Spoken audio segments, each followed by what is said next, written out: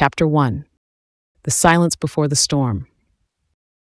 The world had barely begun to rebuild. It had been a year since the invasion, a year since the unthinkable happened. An alien force led by a creature known as Vorak had arrived to claim Earth, slaughtering millions in the process. Only through the combined efforts of Cyrus, an exiled alien warrior, and humanity's military might had they managed to destroy Vorak and his fleet. Earth was in ruins, but it had survived. Cyrus stood on a cliff overlooking what used to be a thriving city. Now, it was little more than a skeleton of its former self. Buildings were crumbled, streets cracked and overgrown, and the few survivors who remained clung to what was left of their lives, trying to move forward. The earth was scarred, perhaps forever, but there was a stubbornness in humanity, a refusal to give up even in the face of overwhelming odds. Cyrus, however, couldn't shake the feeling that this wasn't over. He had lived long enough to know that evil seldom perished so easily. Vorak was dead, yes, but the collective that had spawned him, the Vorak hive, was vast and powerful. And if there was one thing he had learned about the Vorak, it was that they always had contingencies. The sun dipped low on the horizon, casting a reddish hue over the wrecked cityscape. Cyrus could feel the hum of life around him, birds chirping, insects buzzing, even the distant sounds of people trying to piece their lives back together. It was almost peaceful, a stark contrast to the carnage he had witnessed in this very place a year ago. He turned to Amanda and Brian, who stood a few feet behind him, both looking exhausted but determined. Amanda's fiery red hair had grown longer since the battle, and she had developed a more hardened edge. She had seen horrors no human should ever have to see, but she had also found strength in herself that she never knew existed. Brian, on the other hand, was still the optimist, always trying to find the silver lining, even in the worst situations. His eyes, however, betrayed a certain weariness that only those who had survived a war like theirs could understand. "We did it," Brian said, breaking the silence. "We survived. It's over." Cyrus didn't respond immediately. He wasn't so sure. Amanda sensed his unease. "What is it?" she asked, stepping closer. "You've been on edge for days." Cyrus remained quiet for a moment longer, his alien eyes scanning the horizon as if searching for anything that would confirm his suspicions. When he finally spoke, his voice was low, almost a whisper. "It's not over. Something else is coming." Brian frowned. "What do you mean?" "Vorak is dead. We destroyed him. His fleet is gone." Cyrus shook his head. Vorak was just a soldier, a powerful one, yes, but still just a soldier. The Vorak collective is much bigger than we thought, and they don't forgive or forget. Amanda's face hardened. "You think they're coming back?" Cyrus nodded. "They're coming, and when they do, it won't be like last time." Amanda exchanged a glance with Brian, both of them looking worried. The last invasion had nearly wiped out humanity. If something worse was coming, they weren't sure they could survive it. "But the defense systems," Brian began, but Cyrus cut him off. "The defense systems won't be enough this time. The Queen will come." There was silence as the weight of his words sank in.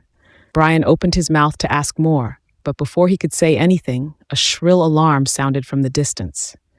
The city's early warning system, designed to detect any unusual activity in Earth's atmosphere, had been quiet for months. Now it screamed with an urgency that made their blood run cold.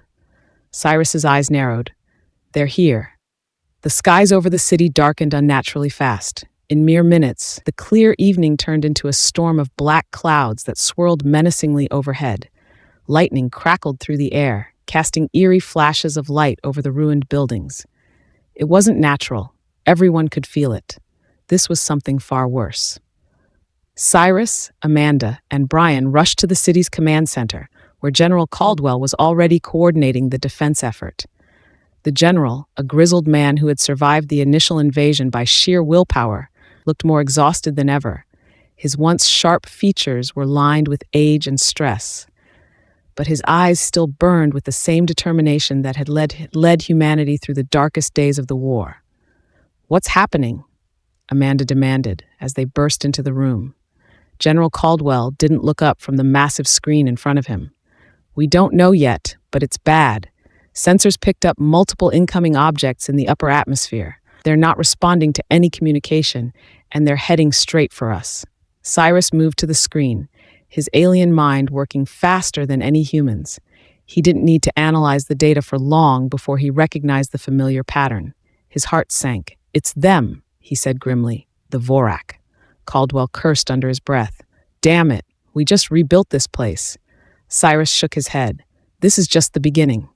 If the Queen is here, we're in for a fight unlike anything we've seen before." Amanda stepped forward. "But we have the defense system. We've spent the last year upgrading it. We're ready." Cyrus turned to her, his expression grim. "The system won't stop her. She's more powerful than Vorak ever was." Before anyone could respond, the screen flickered, and the image of the sky outside was replaced with something far more terrifying. A massive ship, easily 10 times the size of Vorak's, had entered Earth's atmosphere. It was unlike anything they had seen before, a hulking behemoth of alien metal and energy that glowed with an eerie purple light. It moved slowly, almost arrogantly, as if daring humanity to try and stop it. And at the center of the ship, in a massive command chamber surrounded by alien technology, sat the Queen. She was taller than any human, her body covered in dark, chitinous armor that seemed to pulse with life. Her eyes were cold and calculating, glowing with an unnatural light that seemed to pierce through the screen and into the souls of those watching. She sat on a throne made of twisted metal and bone, her hands resting on the arms of the chair like a monarch surveying her domain. And in a way, she was. The Vorak Queen had come to reclaim what she believed was rightfully hers. Earth. Her voice, when it came, was like ice. "Humans, you have taken my champion, Vorak. For this, you will suffer. Your world will burn. Your people will die, and I will not stop until every last one of you is nothing more than ash beneath my feet." The screen went dark. For a moment, there was silence in the command center. Then chaos erupted. "Scramble the fighters!"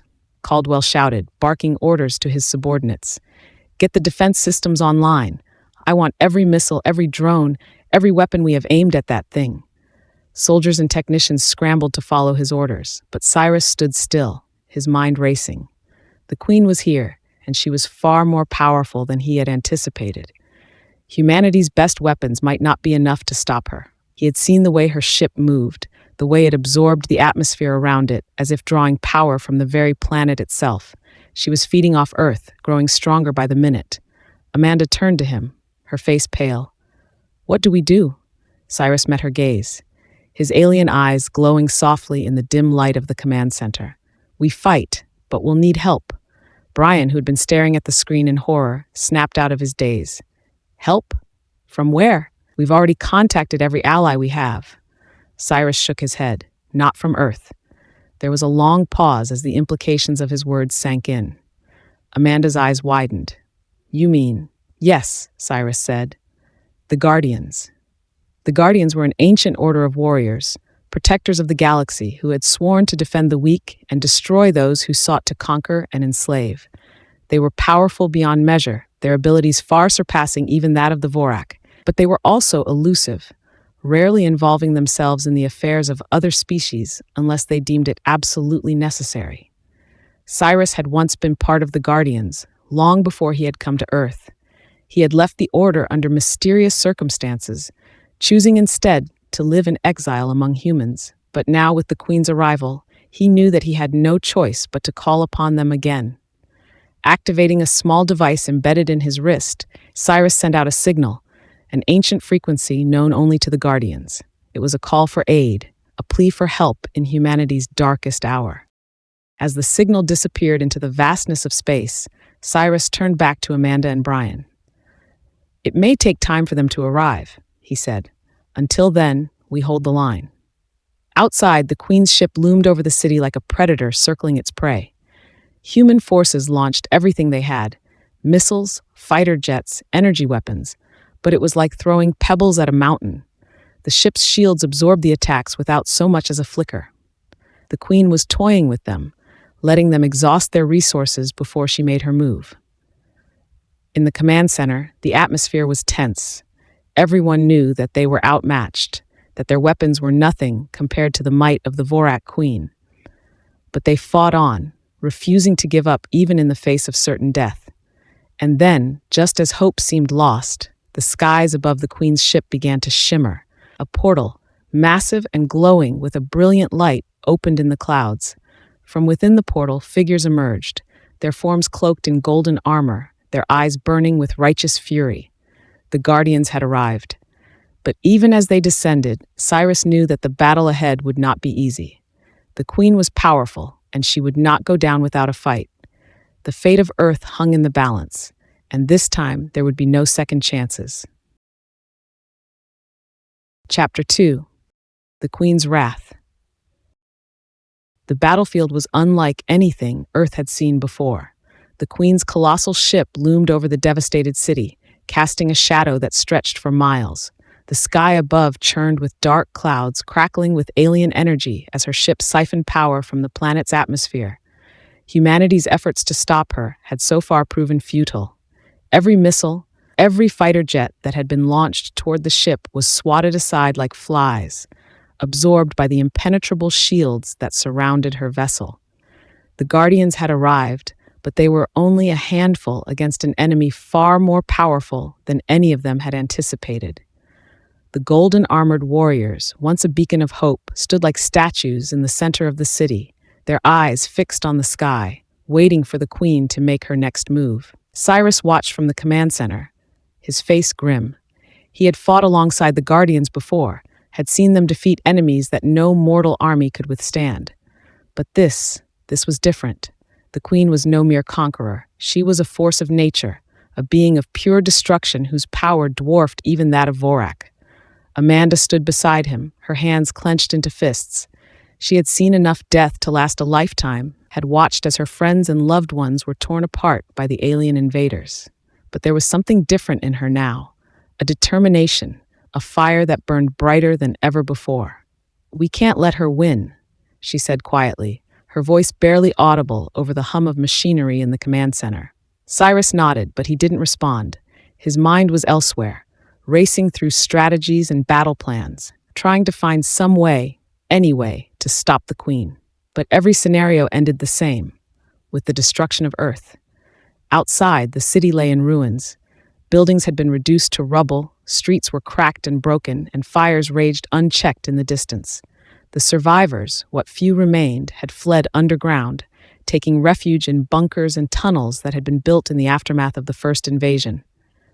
But even there, they were not safe. The queen's power stretched far beyond her ship, reaching into the very core of the planet itself. It was only a matter of time before she found them. The Guardians, standing tall in their gleaming armor, finally began to move. One by one, they lifted into the air, their bodies surrounded by a faint golden aura as they ascended toward the queen's ship. Their leader, a towering figure named Cyrus, led the charge, his eyes glowing with righteous fury. Cyrus had fought alongside Cyrus once, many years ago. He had been one of the most powerful warriors in the Guardians' ranks, a master of both combat and strategy. But even Cyrus seemed unsure now, his movements slower, more deliberate than Cyrus remembered. As the Guardians rose higher into the sky, the Queen's ship responded. The dark clouds that swirled around it began to crackle with energy, bolts of lightning arcing toward the golden figures as they approached. The Guardians dodged and weaved, their movements fluid and graceful. But for every bolt they avoided, another seemed to take its place. The air was thick with the smell of ozone, the ground vibrating beneath the sheer force of the energy being unleashed above. Amanda watched, her eyes wide with awe and fear. "Can they do it?" she asked, not taking her gaze off the sky. Cyrus didn't answer immediately. He didn't know the answer. "They'll try," he finally said, his voice hollow. The first impact came without warning. A massive beam of purple energy shot from the center of the Queen's ship, aimed directly at the Guardians. Cyrus reacted instantly, raising his hand to create a shimmering barrier of light that absorbed the attack. The energy beam collided with the barrier in a blinding explosion of light and sound, sending shockwaves rippling through the air. The ground trembled beneath the force of the blast, and for a moment it seemed as though the Guardians might hold their ground. But then, with a crack like thunder, the barrier shattered. The energy beam struck Cyrus directly, knocking him out of the sky and sending him crashing into the ruins below. Dust and debris flew into the air as his massive form collided with the earth, leaving a deep crater where he had fallen. The other guardians hesitated for only a moment before resuming their attack, but the damage had been done. The queen had made her move, and now they were on the defensive. From the ground, Cyrus could only watch in horror as the battle unfolded. The guardians were powerful, yes, but the queen was something else entirely. Her ship continued to unleash wave after wave of energy, each blast more devastating than the last. The guardians fought valiantly, their golden armor gleaming in the flashes of light, but they were being pushed back, forced to retreat under the relentless assault. Cyrus's mind raced. This wasn't going to work. The guardians were strong, but they were outmatched. The queen's power was growing with every passing second, feeding off the energy of the planet, and if something didn't change soon, Earth would be lost. "We need to help them," Amanda said suddenly, her voice urgent. Cyrus turned to her, surprised. "Help them? How?" Amanda's eyes were blazing with determination. "We can't just sit here and watch. There has to be something we can do." Cyrus wanted to argue, to tell her that there was nothing they could do against a force like this. But before he could speak, a loud crash echoed through the command center, followed by the sound of alarms blaring. The ground shook violently, and the lights flickered overhead. "What the hell was that?" Brian shouted, his voice barely audible over the noise. Cyrus didn't need to answer. He knew exactly what it was. The Queen's forces had landed. Outside the command center, the ground had split open, and from the fissures emerged creatures unlike anything Earth had ever seen. They were massive, towering over the buildings, their bodies covered in sleek black armor that glinted in the dim light. Their eyes glowed with the same purple energy that surrounded the Queen's ship, and their mouths were filled with razor-sharp teeth. They moved with terrifying speed, crashing through the ruins and tearing apart anything in their path. Soldiers and civilians alike were caught in their rampage, their screams of terror lost in the chaos as the creatures tore through the city. The defense systems, already stretched thin by the Queen's ship, were unable to keep up with the new threat. Cyrus watched in horror as one of the creatures reached the entrance to the command center, its massive claws tearing through the reinforced doors as if they were made of paper. Soldiers opened fire, but their bullets barely made a dent in the creature's armored hide. It roared, a deep, guttural sound that sent shivers down Cyrus's spine, and lunged forward, swiping at the soldiers with its massive claws. Amanda grabbed a weapon from the nearby rack and aimed it at the creature, her hands shaking. "We have to do something," she shouted over the din. Cyrus stepped forward, his alien strength allowing him to move faster than any human. He grabbed the creature by the arm and twisted, using its own momentum against it to throw it to the ground. The creature snarled and lashed out, but Cyrus dodged the attack, moving with the grace of someone who had fought in countless battles. "Get back!" he shouted to Amanda and Brian, who were both frozen in place, watching the battle unfold. Amanda hesitated for only a moment before running to help the soldiers, dragging Brian with her. Cyrus turned his attention back to the creature, his mind racing as he tried to find a weakness in its armor. But it was no use. The Queen had created these monsters for one purpose: to destroy. Another blast of energy shook the building, and Cyrus knew they didn't have much time. The Queen's forces were closing in, and the Guardians were barely holding their own in the sky above. They needed a plan, and fast. "Cyrus!" Amanda's voice cut through his thoughts, and he turned to see her pointing at something on the creature's back. A small, glowing orb was embedded in its armor, pulsing with the same purple energy that surrounded the Queen's ship. "That's it," Cyrus realized. "That's its power source." Without hesitation, he leaped onto the creature's back, using his strength to tear away the armor surrounding the orb. The creature roared in pain, thrashing wildly, but Cyrus held on, finally managing to pull the orb free. The creature let out one final deafening roar before collapsing to the ground, its body twitching as the energy drained from it. Cyrus dropped the orb and turned to Amanda and Brian, who were both staring at him in disbelief. "We need to find more of these," he said, panting from the effort. "It's the only way to stop them." The battle raged on, both in the air and on the ground. The Queen's forces were relentless, their numbers seemingly endless as more and more creatures emerged from the fissures in the earth. The Guardians fought valiantly, their golden armor shining like beacons of hope in the darkened sky, but they were being pushed to their limits. Cyrus, Amanda, and Brian worked together to take down as many of the creatures as they could, targeting the glowing orbs that powered them. But for every creature they destroyed, two more seemed to take its place. It was a losing battle, and they all knew it. As the sun began to set, casting a blood-red glow over the battlefield, the Queen's ship descended lower, its massive form blotting out the sky. The ground shook with the force of its landing, and a deep, booming voice echoed through the air. "Cyrus," the voice said, dripping with malice, "you cannot stop me." Cyrus looked up, his heart pounding in his chest. The Queen had arrived. Chapter 3.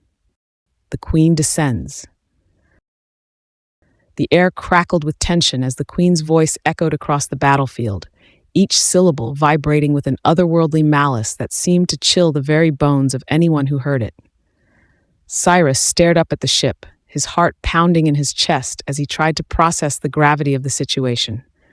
This was no longer a battle to defend Earth. This was survival against an unstoppable force. The colossal ship, dark and menacing, descended slowly from the sky, its massive form blocking out what little light remained. It settled over the city like a great predator stalking its prey, its shadow casting everything in an eerie twilight. The ship's size dwarfed anything humanity had ever seen, its technology so advanced, it might as well have been magic. And within that ship, the Queen herself waited, her presence palpable even from this distance. Around them, the ground quaked with the impact of alien foot soldiers descending onto the streets. These creatures, far more terrifying than the ones Cyrus had fought earlier, were massive, standing over 10 feet tall with sleek, armored bodies and glowing purple eyes. Their movements were unnervingly fluid, like predators stalking their prey, their claws gleaming with the same energy that powered the Queen's ship. Amanda and Brian stood frozen for a moment, staring at the overwhelming sight before them. But Cyrus couldn't afford to freeze. His alien physiology kicked into high gear, adrenaline surging through his body as his mind raced for a plan. The Guardians were still fighting in the air, their golden forms barely visible against the backdrop of the darkening sky, but they were losing ground fast. The Queen's forces were relentless, and it was clear that the Guardians' numbers were not enough to turn the tide of battle. "We need to get to the core of that ship," Cyrus said, his voice firm despite the chaos around them. "That's where the Queen is. If we can reach her, we might have a chance to stop this." "Are you serious?" Brian asked, his face pale with fear. "Look at that thing. We can't even get close." Amanda, still gripping her weapon tightly, nodded. "He's right, Brian. If we don't stop her, there won't be a world left to fight for." Cyrus glanced at the two humans beside him, their faces etched with fear, but also resolve. They had come this far. They had survived the initial invasion, fought back against an impossible enemy, and now, even with the odds stacked against them, they were ready to do whatever it took. "We don't have much time," Cyrus said, his eyes fixed on the ship. "The Queen won't wait for us to strike first." As if to underscore his words, another blast of energy erupted from the ship, striking the ground with devastating force. The shockwave rippled through the streets, toppling buildings and sending debris flying in every direction. Screams filled the air as what remained of the human military forces were scattered by the attack. Cyrus barely managed to shield Amanda and Brian from the worst of the blast, but the destruction was undeniable. The Queen's power was growing stronger by the minute. "We go now," Cyrus said, his voice grim. "Follow me." They moved quickly through the ruined city, dodging the patrols of alien soldiers that now flooded the streets. The creatures were hunting survivors, dragging anyone they found back to the Queen's ship. The few humans who remained fought bravely, but their weapons were ineffective against the armored soldiers. It was a massacre. Cyrus led the way, his senses sharp as he guided Amanda and Brian through the crumbling streets. The closer they got to the Queen's ship, the heavier the air felt, thick with an oppressive energy that seemed to sap the strength from their bodies. Even Cyrus, with his alien strength, could feel the weight of it pressing down on him. As they neared the ship's landing zone, they encountered more of the Queen's foot soldiers. These creatures were more heavily armored than the ones they had fought earlier, their bodies covered in thick black plating that seemed impervious to any conventional weaponry. They moved with eerie precision, their glowing eyes scanning the streets for any sign of life. Cyrus motioned for Amanda and Brian to stay low as a patrol passed by. The three of them crouched behind the remains of a collapsed building, holding their breath as the creatures stalked past. For a moment, Cyrus thought they had been spotted, but the aliens continued on their way, disappearing into the smoke-filled streets. "We're getting closer," Cyrus whispered once the patrol had passed. "The ship is just ahead." Amanda glanced up at the massive vessel that now towered over the city. "How do we get inside? It's not like they're going to roll out a welcome mat." "We don't need one," Cyrus said. "The Queen's ship has energy vents, openings that release the excess power it generates. If we can reach one of those vents, we can get inside." Brian frowned. "And once we're in, we just waltz up to the Queen and ask her to stop?" Cyrus shook his head. "No, we're going to destroy her power source. Every ship has one. Without it, she can't maintain her hold on Earth." They continued their approach, moving from cover to cover as the Queen's forces swarmed the city. The closer they got, the more oppressive the energy became. It was like wading through thick, invisible water, and even Cyrus was beginning to feel the strain. Finally, they reached the base of the Queen's ship. The vessel was even more massive up close, its surface covered in smooth black metal that hummed with power. Cyrus scanned the structure, searching for the energy vents he had mentioned. "There," he said, pointing to a section of the ship's hull where a series of glowing vents pulsed with purple light. "That's our way in." They moved quickly, climbing up the rubble of a collapsed building to reach the vents. The heat emanating from the openings was intense, the energy within the ship almost unbearable. But they had no choice. This was their only chance to stop the Queen. Cyrus pried open one of the vents, the metal bending easily under his strength. The vent led into a narrow passageway, barely wide enough for a human to fit through. One by one, they climbed inside, the oppressive heat immediately closing in around them. The passageway twisted and turned as they crawled through the ship's interior. The walls pulsed with energy, the heat growing more intense with every step they took. Amanda's breathing was labored, and even Cyrus was beginning to feel the strain. "We have to keep moving," he said, his voice tight. "The core should be just ahead." After what felt like hours of crawling through the narrow passage, they finally emerged into a massive chamber. The room was filled with the hum of alien machinery, and at the center of it all was the ship's power core, a massive, pulsating sphere of energy that hovered in the air, surrounded by crackling bolts of purple light. "We made it," Amanda whispered, her voice filled with awe. But before they could move, a deafening roar echoed through the chamber, and the air around them seemed to ripple with power. Cyrus's heart sank as he realized what was happening. The Queen was here. The Queen's presence filled the chamber, her towering form emerging from the shadows like a nightmare brought to life. She was massive, easily twice the size of any of her soldiers, her body covered in sleek black armor that glowed with purple energy. Her eyes, twin orbs of molten fire, locked onto Cyrus and the others with a look of pure malice. "You thought you could sneak into my domain?" she hissed, her voice low and dangerous. "You thought you could stop me?" Cyrus stepped forward, his fists clenched. "We're here to end this." The Queen laughed, the sound cold and cruel. "End this? You pathetic creatures have no idea what you're dealing with." With a wave of her hand, the chamber erupted in chaos. The machinery around them began to spark and crackle, and the power core pulsed with a blinding light. Cyrus lunged toward the core, but the Queen was faster.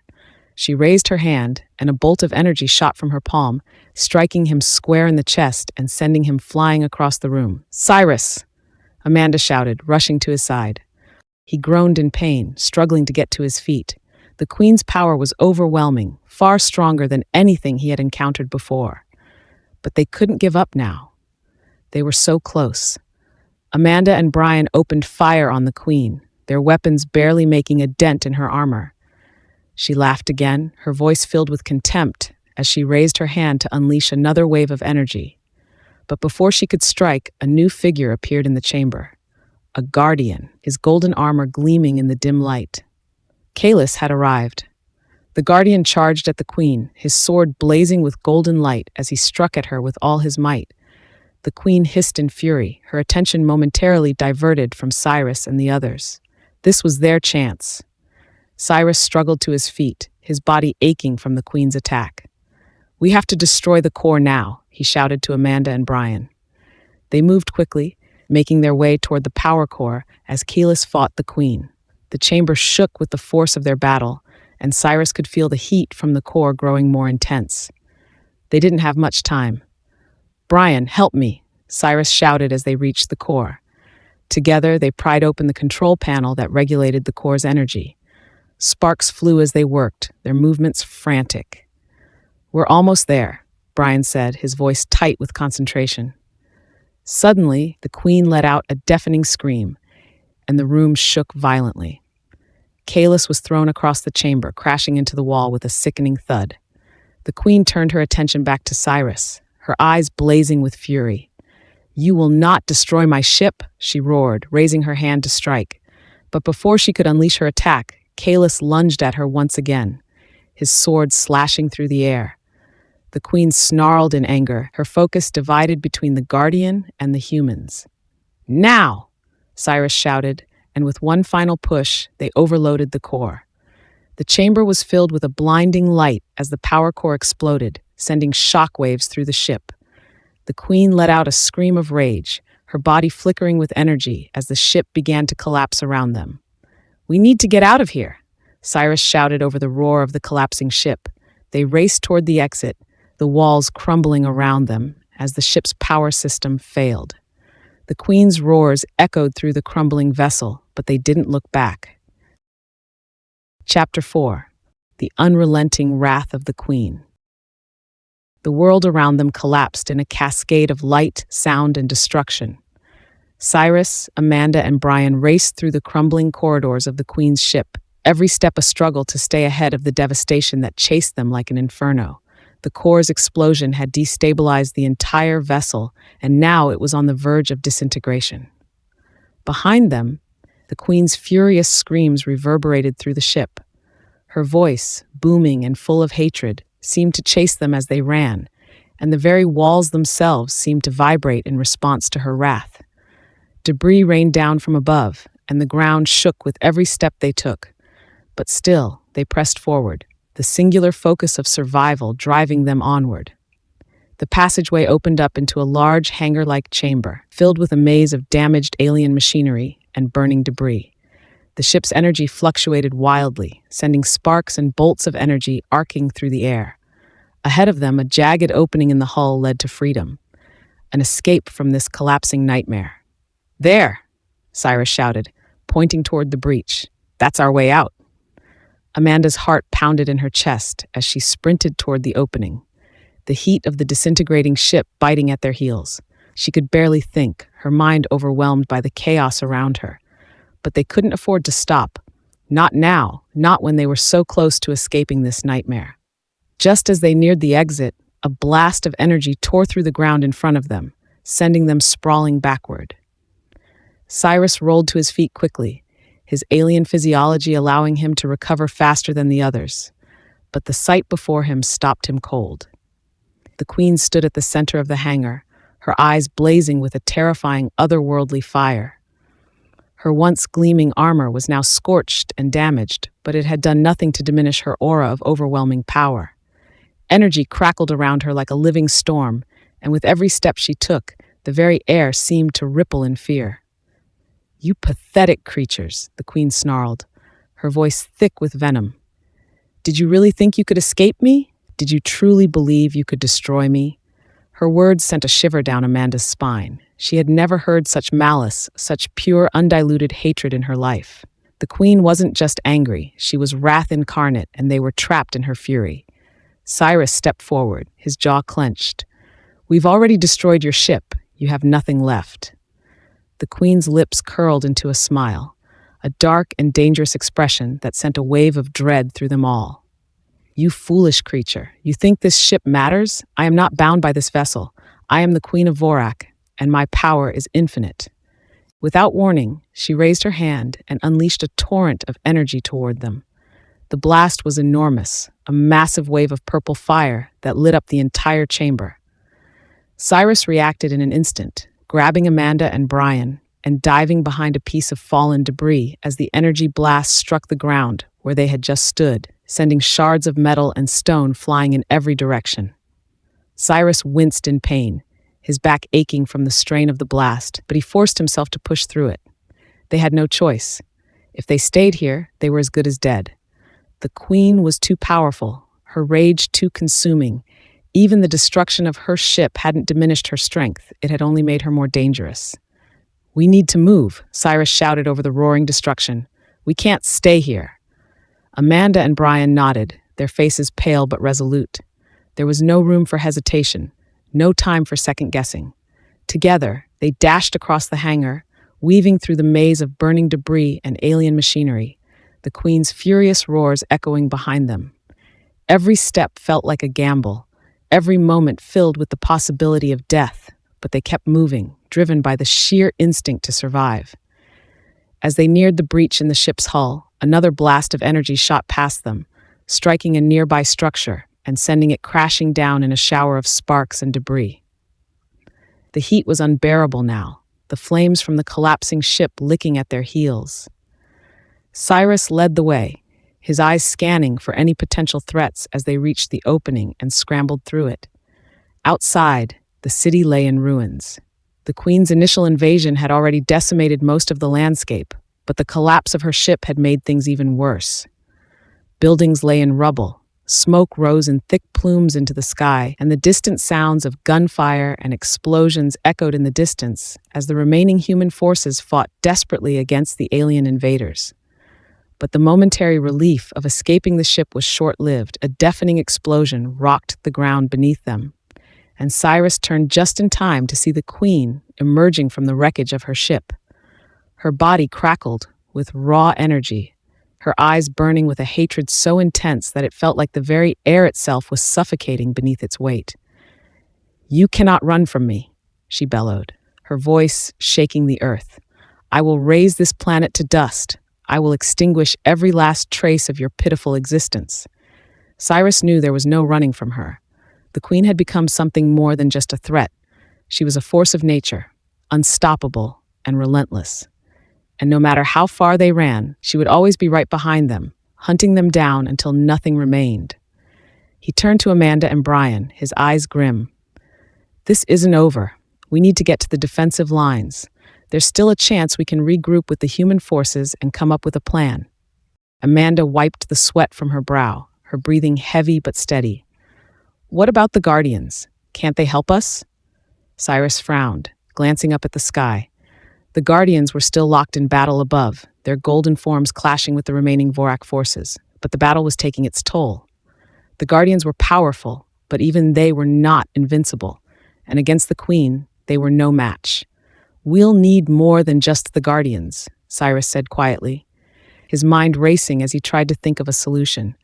"We'll need something stronger, someone stronger." Brian, who had been silently watching the devastation around them, finally spoke. Who could be stronger than her? Cyrus hesitated for a moment, the weight of his next words heavy on his mind. "There are other beings out there, beings who fought alongside my people in the ancient wars, but contacting them, it won't be easy." Amanda looked at him, her eyes filled with a mixture of hope and fear. "But it's possible, right? We can call them for help?" Cyrus nodded slowly. "It's possible, but it's dangerous. And even if we do manage to contact them, there's no guarantee they'll answer our call." The ground shook again as the Queen unleashed another blast of energy, leveling an entire city block in the distance. Her laughter echoed through the ruins, a chilling reminder of just how close she was to ending everything. "We don't have much time," Cyrus said, his voice firm. "We need to reach a secure location and send the signal. If we're lucky, they'll respond before the Queen destroys everything." They didn't need any more convincing. Without another word, they turned and ran through the ruined streets, the Queen's destructive presence looming behind them like a storm on the horizon. Every step was a race against time, every breath a battle to stay ahead of the devastation that followed in their wake. But as they ran, Cyrus couldn't shake the feeling that they were only delaying the inevitable. The Queen's power was growing stronger with every passing moment, and even if they managed to call for help, there was no guarantee that they would survive long enough to see it arrive. And even if help did come, what would it take to defeat a being as powerful as the Queen? What kind of force could stand against something so unstoppable, so relentless in its quest for destruction? As they raced through the city, dodging debris and the remnants of alien patrols, Cyrus couldn't help but wonder if they were already too late. They finally reached a small outpost on the outskirts of the city, a hidden bunker that had been set up by the human military in the early days of the invasion. The outpost was heavily fortified, with towering walls of steel and concrete, and it provided a brief respite from the chaos outside. But it was far from a safe haven. The Queen's forces were relentless, and it wouldn't be long before they found this place too. Cyrus wasted no time. As soon as they were inside, he began working on the communication systems, his fingers flying across the alien technology that had been integrated with the human systems. He had to send the signal quickly before it was too late. Amanda and Brian stood nearby, watching him work, their faces filled with tension. The weight of everything that had happened hung heavy in the air. They had fought so hard, come so far, but now, as they waited for Cyrus to finish, it felt like the end was closing in around them. Finally, after what felt like an eternity, Cyrus pressed a final button, and the signal was sent. The communication device hummed to life, sending out a pulse of energy that rippled across the galaxy, searching for the ancient beings that Cyrus had spoken of. "It's done," Cyrus said, his voice grim. "Now we wait." But as they stood there, waiting for a response, the ground began to shake once again, and a low, rumbling roar echoed through the air. It was the sound of destruction, the sound of the Queen's relentless pursuit. Cyrus turned to Amanda and Brian, his face set with determination. "We have to hold out, just a little longer." But even as he spoke, the shadow of the Queen loomed larger, her power growing stronger with every passing second. And deep down, Cyrus knew that the real battle had only just begun. Chapter 5. The Queen's Wrath Unleashed. The tremors grew stronger as Cyrus, Amanda, and Brian braced themselves within the bunker. Every passing moment seemed to tighten a noose around their throats, as if the very air itself was conspiring against them. The Queen was out there, moving closer, and her power radiated like a black sun, suffocating the life out of everything in her path. Cyrus paced near the control panel, his alien mind calculating their dwindling options. The signal had been sent, but there was no response yet. He could feel the weight of the silence. It was more than just an absence of sound. It was the encroaching doom. Amanda and Brian stood nearby, weapons clutched in their hands, but they all knew their guns would be useless against the Queen's overwhelming might. Still, they prepared. It was better to fight than to be slaughtered without resistance. "How long do you think it'll take?" Amanda asked, her voice trembling with a mix of fear and exhaustion. "I don't know," Cyrus replied, glancing up at the darkened monitors. "We've sent the signal into deep space. It could take minutes, hours, or longer. The beings I'm trying to reach, they don't exist on the same temporal plane as us. Time flows differently where they reside." "That's not very reassuring," Brian muttered, his grip tightening on the rifle he knew was more symbolic than functional at this point. He looked out of the narrow slit in the bunker walls, the horizon bathed in a sickly purple glow. The Queen was out there, her presence felt more than seen. Suddenly, a massive shockwave rocked the bunker, throwing them all to the floor. Dust and debris rained down from the ceiling as the ground trembled violently beneath them. Cyrus scrambled to his feet, his heart pounding. He could feel the Queen's power surging. She was growing impatient, and her wrath was manifesting in physical destruction.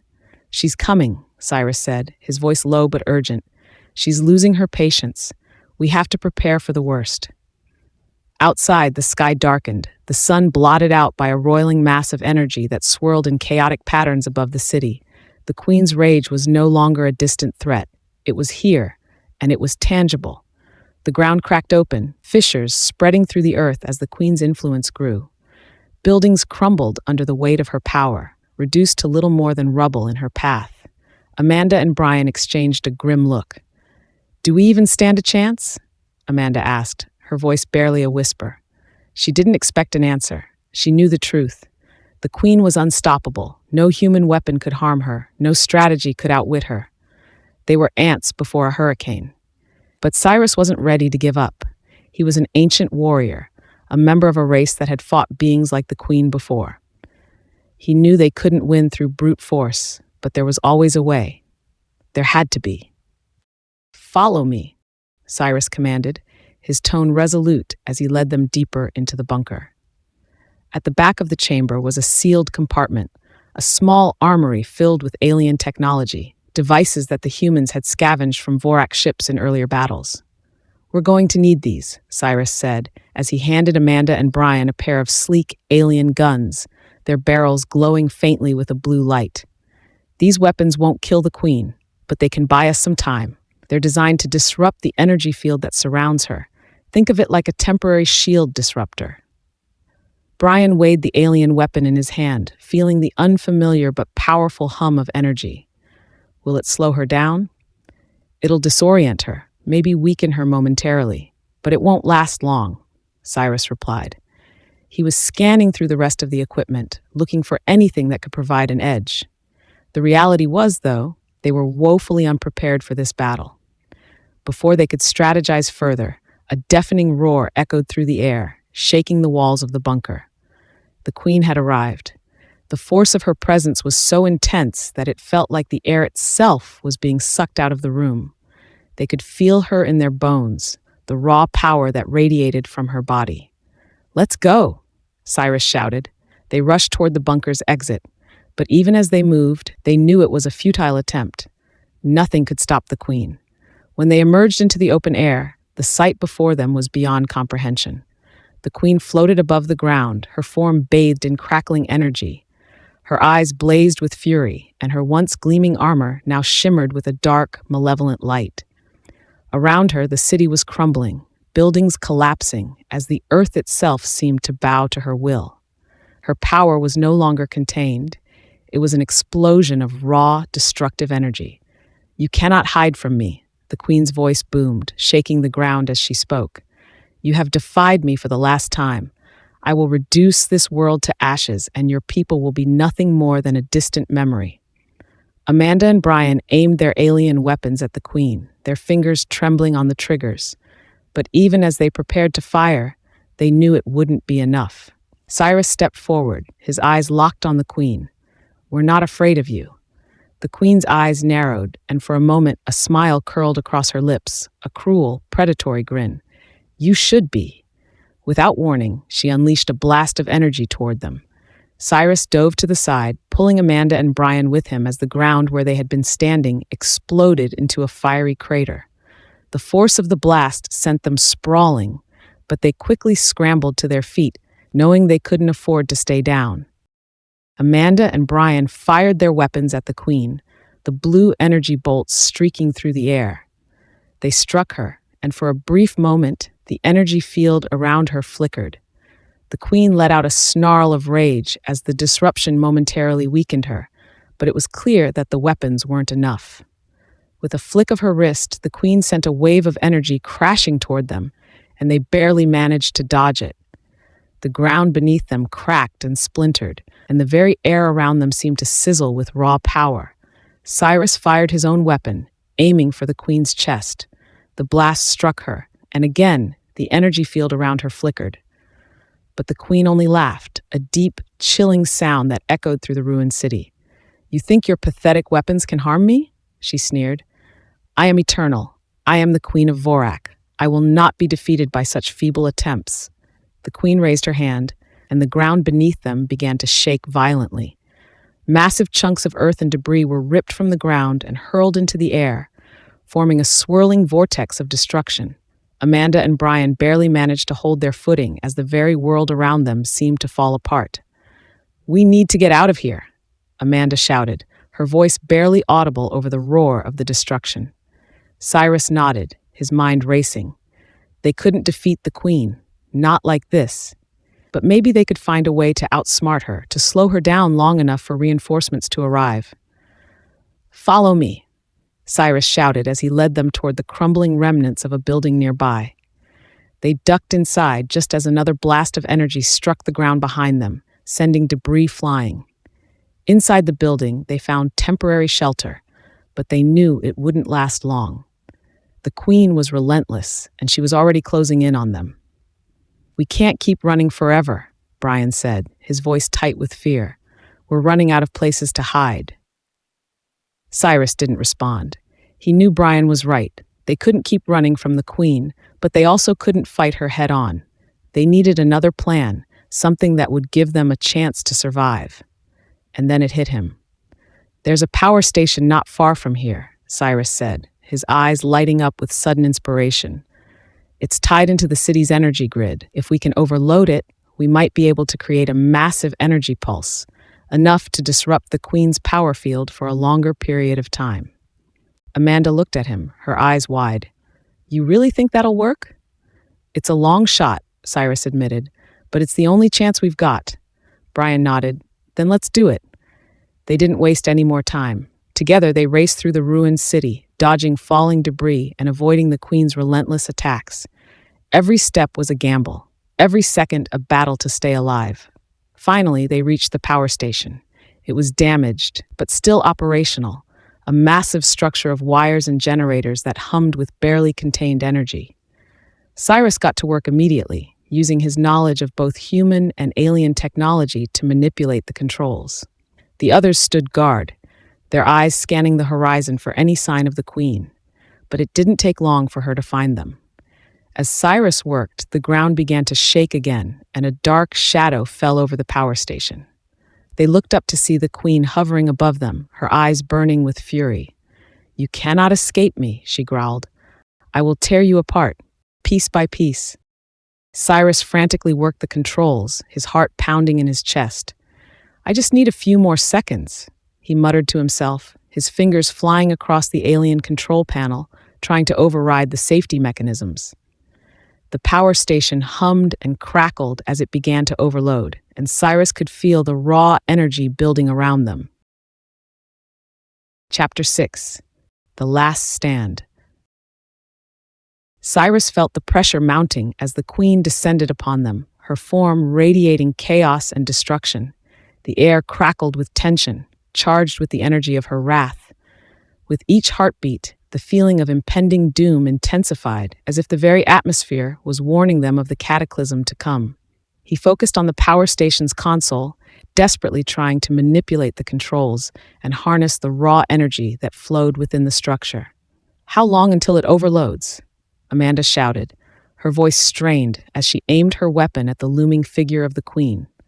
Brian stood beside her, his face set in grim determination, ready to face whatever horror awaited them. "Just a few more seconds," Cyrus replied, sweat trickling down his brow as he worked. The screens flickered erratically, displaying fluctuating energy levels. The queen's dark laugh echoed through the air, sending chills down their spines. "You think you can trap me in your little game?" she taunted, her voice a deadly melody. "Your technology is nothing compared to my power. You will all perish in flames." The ground trembled violently beneath them, sending plumes of dust and debris spiraling into the air. The queen raised her hand and a wave of dark energy surged toward them. Time seemed to slow as Cyrus felt the pull of despair, the realization that this could be the end. "Now!" he shouted, his hands flying over the controls. The console blinked with an ominous red light as he initiated the overload sequence. "Get back!" The energy pulse erupted from the station, a blinding light shooting into the sky. It connected with the queen's energy field, causing her to recoil as the blast enveloped her in a swirling storm of light and darkness. The explosion was deafening, and Cyrus felt the shockwave hit him like a freight train, throwing him off his feet. For a moment, everything was chaos. The air was filled with smoke, debris rained down, and the roar of the blast drowned out every sound. He struggled to regain his bearings, his mind racing with fear and adrenaline. When the dust began to settle, he could see the queen staggering, her energy field flickering and sputtering as the overload affected her. "Keep firing," Cyrus yelled, scrambling to his feet. Amanda and Brian unleashed another barrage of energy bolts, striking the queen as she attempted to regain her composure. Each hit forced her back, the power of the station momentarily overwhelming her. But the respite was fleeting. The queen's eyes blazed with rage, and a dark vortex of energy swirled around her as she drew in power from the destruction around them. "You think you can defeat me?" she shrieked, her voice rising above the cacophony. "You are nothing but insects." As the power station continued to pulse with energy, Cyrus realized they had to make the most of this moment. "We need to keep her off balance," he shouted. "Amanda, Brian, aim for her core. That's where her power is strongest." They nodded, their resolve solidifying. They aimed their weapons, focusing all their energy into the attack. As they fired, Cyrus joined them, channeling his own strength into the onslaught. The energy beams struck the queen in rapid succession, each hit causing her to stagger back, her power flickering as they chipped away at her defenses. But as they pressed the attack, Cyrus could see the strain on his friends' faces. The queen was formidable, and while they had gained some ground, it was clear that the battle was far from over. The energy pulse from the power station was draining, and they were running out of time. With a roar of fury, the queen retaliated. She gathered her strength and unleashed a wave of dark energy that exploded outward like a shockwave. Cyrus felt the force slam into him, knocking him back against the wall of the power station. Pain shot through his body, but he forced himself to rise, pushing through the agony to join his friends. "Get up! We need to keep fighting," he urged, his voice strained but firm. Amanda and Brian struggled to their feet, determination shining in their eyes, despite the exhaustion etched on their faces. The queen advanced, her energy coiling around her like a living thing. "You think your resistance matters?" she hissed, advancing toward them. "I will annihilate you." In a desperate bid, Cyrus glanced around, searching for anything that could help. His eyes landed on a cluster of cables and machinery at the edge of the station, where they could create one final surge of power. "We need to overload the station again," he shouted. "If we can create a chain reaction, it might give us enough energy to strike a decisive blow." "But we won't survive the blast," Amanda protested, fear flickering in her eyes. "We don't have a choice. If we don't act now, she'll destroy us all." Cyrus replied, his voice rising with urgency. "It's our only chance." They exchanged a glance, the gravity of the situation sinking in. Without hesitation, they nodded. It was now or never. Cyrus led them to the control panel, and they began working frantically to reset the overload sequence. The queen noticed their movement, her fury reigniting. She lunged at them, but Amanda and Brian stood their ground, firing their weapons at her to buy Cyrus the precious seconds he needed.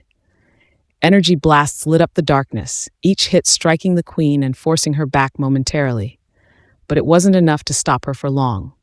With each pulse, the air around them crackled with tension, the queen's dark energy clawing at the edges of their minds. Come on," Cyrus urged as he typed in the final sequence, sweat beading on his forehead. The screens blinked with warnings, the countdown ticking down ominously.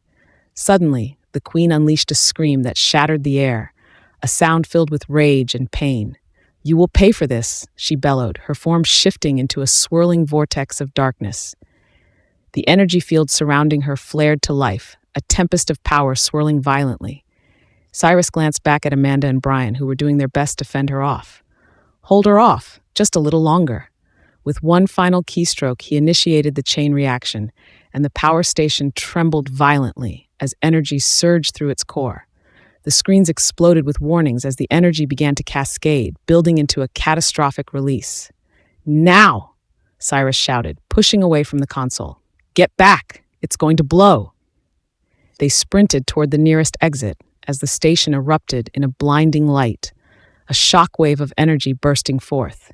The ground shook, and the very fabric of reality seemed to ripple as the release of power unleashed a devastating force.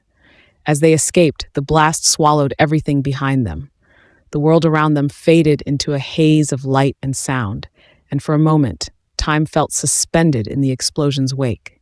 When the blinding light finally dimmed, they found themselves on the ground, staring at the remnants of the power station. The building had been obliterated, the energy released having formed a massive swirling vortex in the sky. But where was the Queen? As they looked around, a sense of dread settled over them. The destruction had left a void, a silence that felt unnatural. And then they saw her. The Queen stood amidst the chaos, her form twisted and blackened but still standing, rage burning in her eyes. "You think you can destroy me?" she snarled, her voice dripping with venom. "I am the Queen of Vorak. I will not be cast aside so easily." Cyrus felt a chill run down his spine. They had managed to weaken her, but she was still a force to be reckoned with. "We have to regroup," he shouted. "We can't let her retaliate." But as he turned to rally his friends, the ground beneath them erupted once more. The Queen was gathering her energy, the air vibrating with her wrath. In a desperate bid, they fell back, narrowly dodging the blast that obliterated the ground where they had just stood. Cyrus's mind raced as they retreated. "We need to find a way to contain her," he shouted. "There must be something in the city we can use." But the Queen was relentless, pursuing them through the ruins of the city with an unyielding fury. The ground trembled beneath her as she closed in, and each step felt like a countdown to their doom.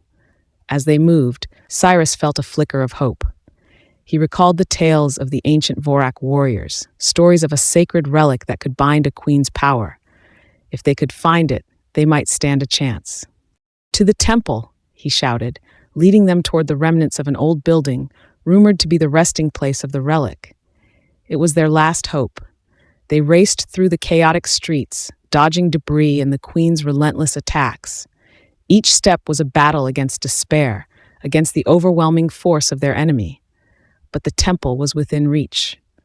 As they burst through the crumbling entrance, they were met with an otherworldly glow. The temple's interior was bathed in a soft, pulsating light, the walls inscribed with ancient symbols that resonated with power. "Where is it?" Amanda panted, scanning the chamber. "What do we need to do?" Cyrus's heart raced as he stepped forward, moving to the altar at the center of the room. "It should be here," he murmured, remembering the tales. "The relic of binding." But just as they searched, the Queen's furious laughter echoed through the temple. "You think you can hide from me?" she roared, her voice shaking the very foundations of the building. "I will rip this place apart." Cyrus felt a surge of adrenaline. "We have to find it now," he urged, urgency clawing at him. Suddenly, Brian pointed toward a pedestal at the far end of the room. "There, that might be it." Cyrus nodded, sprinting toward the pedestal, and grasped the relic, a gleaming orb pulsating with energy. As he held it in his hands, he felt its power surging through him, a connection to the ancient warriors of Vorak. But the Queen was closing in, her energy crackling ominously as she stormed into the temple. "Foolish mortals," she shrieked, her eyes filled with fury. "You think that little trinket will save you?" Cyrus gripped the orb tightly, his heart racing. "We can't let her reach us. Amanda, Brian, aim for her core again." They steadied their weapons, focusing on the Queen as she advanced, darkness swirling around her. With a roar, Cyrus channeled the energy of the relic, its light bursting forth like a beacon. The orb glowed brighter as he raised it high, and the power surged into the room, pushing back the Queen's dark energy. "Now! Fire!" he commanded. With a united front, they unleashed a barrage of energy at the Queen, the combined force of their weapons striking her core. The impact sent shockwaves through the temple, rattling the ancient stones. But the Queen wasn't done yet. She staggered back, but then with a guttural scream, she retaliated. Dark tendrils lashed out from her form, aiming to strike them down. Cyrus felt the weight of the battle bearing down on him, but the relic pulsed in his hands, filling him with hope. "We can do this. We just need to hold on," he shouted. As they pressed their attack, the Queen began to falter, the energy from the relic countering her dark power. "No, this cannot be," she howled, her form flickering as they pushed her back. Cyrus could see her defenses weakening. "We have to finish this," he urged. Drawing on every ounce of strength, he raised the relic high, channeling its energy into one final massive blast. Now, together. They unleashed their combined might, a blinding wave of light exploding forth from the relic. The energy surged toward the Queen, engulfing her in a brilliant blaze. The darkness screamed as it was consumed, and for a moment, time felt suspended. The light enveloped everything, a radiant force washing over them. And then, just as suddenly, it was over. The light dissipated, and silence fell over the temple. Cyrus opened his eyes slowly, disbelief coursing through him as he took in the scene. The queen was gone, her presence extinguished in the brilliant glow of the relic. "We did it," Amanda whispered, her voice trembling with relief. But Cyrus knew the battle was far from over. The cost of their victory weighed heavily on his heart, and as he gazed at the remnants of the temple, he knew they still had a long way to go. The fight against Vorak and the darkness that loomed over them was just beginning. They had bought themselves a moment of peace, but the battle against evil was an endless one, and Cyrus vowed to protect the world from the horrors that lay ahead. Chapter 7. Shadows of the Past. As the echoes of the battle faded into the stillness of the temple, a heavy silence enveloped Cyrus and his companions. They stood amid the remnants of their recent struggle, the air thick with a sense of triumph, yet tempered by an uneasy anticipation. Though the Queen of Vorak had been vanquished, the weight of their victory felt precarious. Cyrus held the relic tightly in his hand, its surface still radiating a faint glow. He could sense its power pulsating, a connection to the ancient warriors who had wielded it before him. The stories of old had spoken of this relic, a beacon of hope against the darkness. Yet Cyrus understood that power came with responsibility. They had a fragile peace, and he could feel the shadows creeping closer, threatening to reclaim what they had fought so hard to protect. "Is it over?" Amanda finally broke the silence, her voice a whisper, as if afraid to shatter the calm. She brushed a strand of hair behind her ear, her eyes scanning the darkened corners of the temple, searching for signs of lingering threats. Cyrus shook his head, uncertainty creeping in. "I wish I could say yes, but we need to remain vigilant. The queen was powerful, but her defeat may have only stirred the pot. There are forces at play that we can't fully understand." Brian stepped closer, his brow furrowed with concern. "What do we do now? We can't stay here forever. The city is in ruins, and there may be more creatures lurking in the shadows." Cyrus nodded, acknowledging the truth in Brian's words. They had emerged victorious, but the war was not over. "We need to regroup and assess the situation. We should head to the nearest safe zone, gather intelligence, and see if we can find any survivors." As they made their way out of the temple, a sense of foreboding hung in the air. The city outside lay in ruins, buildings crumbling under the weight of the devastation. Smoke billowed from the wreckage, and the distant sounds of chaos echoed through the streets. The battle had left its mark, not just on the landscape, but on the spirits of those who had endured it. They navigated through the debris, their eyes alert for any signs of danger. The flickering flames of nearby fires cast eerie shadows, distorting the world around them. Each step felt heavy, laden with the knowledge that their actions had consequences, and the darkness was not yet vanquished. As they approached a makeshift safe zone established by the military, Cyrus's mind raced with thoughts of the future. The relic in his hand felt like both a blessing and a curse, a reminder of the power they had wielded, but also of the burden they now carried. The weight of responsibility pressed heavily on his shoulders.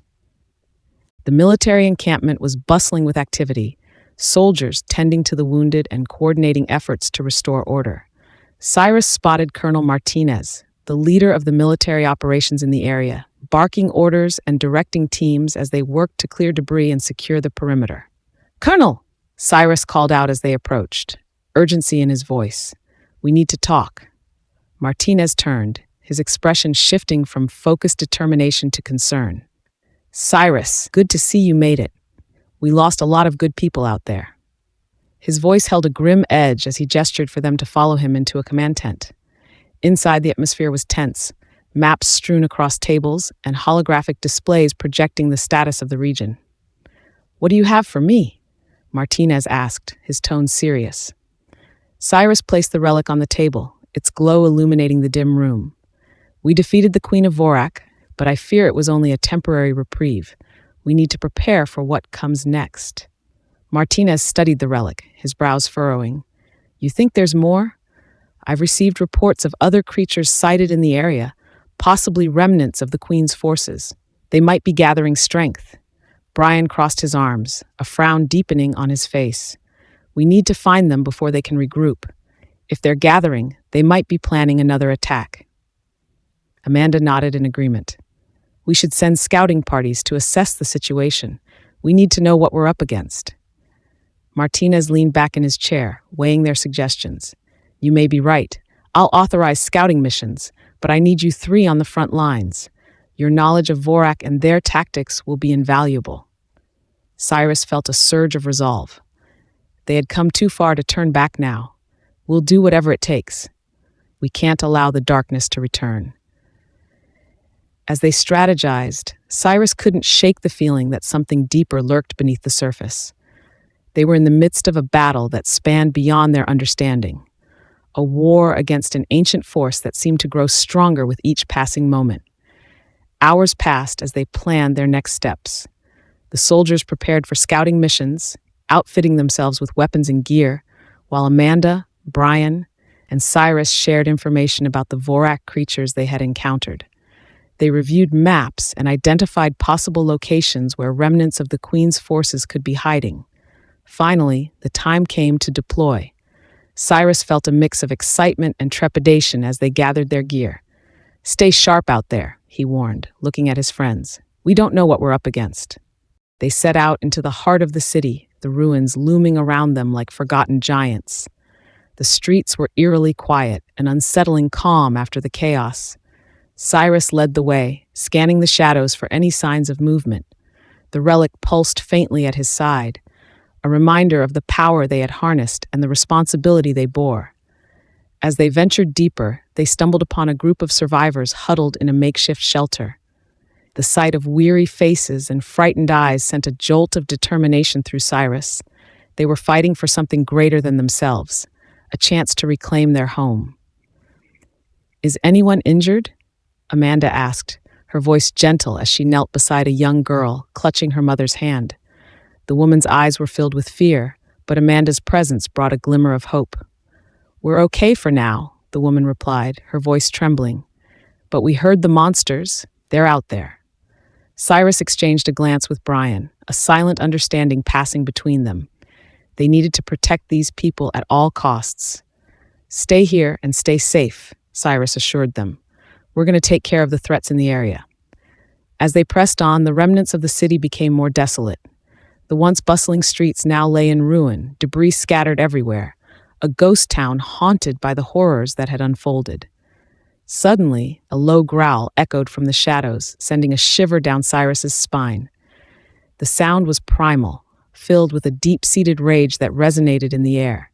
He turned to his companions, his heart racing. Did you hear that? He whispered, his senses heightened. Amanda nodded, her eyes scanning the surroundings. We need to find cover. It could be a Vorak creature. They ducked behind a fallen wall, peering into the darkness. The growl came again, closer this time, vibrating through the ground beneath them. The tension was palpable, a taut wire ready to snap. Out of the shadows, a creature emerged, tall and menacing, its skin a dark, mottled hue that blended with the debris. It had elongated limbs, and its eyes glowed with an otherworldly light. The creature moved with an unnatural grace, surveying its surroundings with predatory instincts. Cyrus felt a surge of adrenaline as he reached for his weapon, heart pounding in his chest. On my mark, he murmured, the weight of the moment crashing down on him. The creature paused, its gaze locking onto their hiding spot. The growl morphed into a low, guttural roar, shaking the very air around them.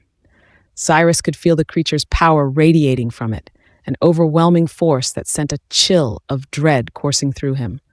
Now, he shouted, and they sprang into action, firing their weapons as the creature lunged toward them. The energy bolt struck it, but it barely flinched, its dark skin absorbing the hits as if they were nothing. Fall back, Brian shouted, and they retreated, seeking cover as the creature barreled forward, its claws outstretched, hungry for blood. Cyrus felt panic rising, but he forced it down. They needed to regroup and reassess. We can't fight it head on, he yelled, glancing back at his friends. We need to find a way to outsmart it. They darted into an abandoned building, the interior dark and crumbling. Cyrus led them through the rubble, desperately searching for a way to trap the creature. If we can lead it into a confined space, we might have a chance to corner it. As they moved deeper into the building, the creature's growls echoed ominously, a constant reminder of the danger lurking just outside. The air was thick with dust, and the faint scent of decay permeated their surroundings. Cyrus spotted a narrow corridor leading to what appeared to be an old storage room. "This way," he urged, guiding his friends into the cramped space. They found themselves surrounded by crates and debris, the shadows swallowing them whole. Brian peered through a crack in the wall, his expression tense. "It's getting closer. We need a plan." Cyrus took a deep breath, his mind racing. "If we can create a diversion, we might be able to trap it. We'll need something to lure it in." "Explosives," Amanda suggested, her eyes lighting up with a sudden realization. The military might have left some behind in their retreat. "Good idea," Cyrus said, determination surging within him. "We'll have to be quick. If we can find some explosives, we can set a trap and finish this creature once and for all." They crept back into the main room of the building, scanning for any signs of explosives. The tension in the air was palpable, and Cyrus felt the weight of their situation pressing down on him. Finally, they spotted a crate marked with military insignia. With shaky hands, they pried it open, revealing a stash of explosives and detonators. "We hit the jackpot," Brian breathed, a mix of relief and excitement washing over him. Cyrus quickly explained the plan as they gathered the materials. "We'll set a trap in the corridor. Once it enters, we'll detonate the explosives and take it out." With determination fueling their movements, they worked swiftly, positioning the explosives strategically along the corridor. The growls of the creature grew louder, echoing in their ears like a death knell. "Let's finish this," Amanda whispered, her eyes steely with resolve. They retreated to their hiding spot, waiting for the creature to make its move. The minutes felt like hours as they listened to the sounds of the beast drawing closer. Cyrus could feel the tension in the air, a tangible pulse that throbbed with anticipation. Suddenly, the creature appeared at the entrance, its massive form filling the doorway. Cyrus's heart raced as it sniffed the air, its glowing eyes scanning the darkness, searching for them. "Now!" Cyrus shouted, and they sprang into action, pulling the detonator as they backed away. The explosion rocked the building, a deafening roar that shook the very foundations. Debris rained down as the creature was thrown back, howling in agony. Cyrus and his friends rushed to the entrance, peering through the smoke and dust that enveloped the corridor. They had done it. They had taken the creature down. But just as the dust began to settle, a low growl emerged from the rubble, sending shivers down their spines. The creature rose, battered but far from defeated. "What the hell?" Brian exclaimed, disbelief etched on his face. Cyrus's heart sank. They had underestimated its resilience. "We need to finish it off now," he yelled, urgency driving his words.